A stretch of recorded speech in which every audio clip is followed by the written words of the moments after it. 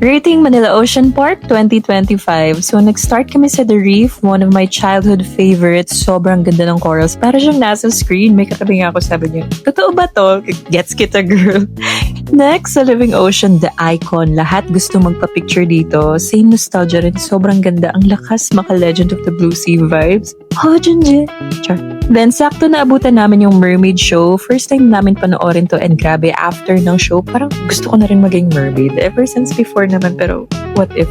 Uy. Then, merong bagong cafe dito na sobrang mermaid vibes with the smoke, the aquarium. Sobrang libang talaga kami ni Jacob dyan. Perfect siya pang senti, kaya sa crush ko dyan.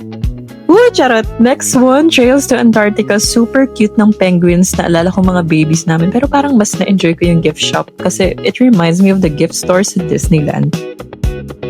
Next, World of Creepy Crawly. Same as before rin, kaya super quick lang kami dyan.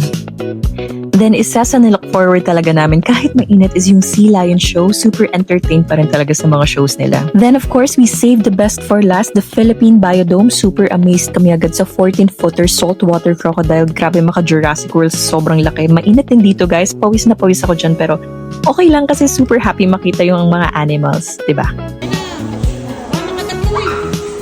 Overall, di talaga ako magsasawa sa Manila Ocean Park.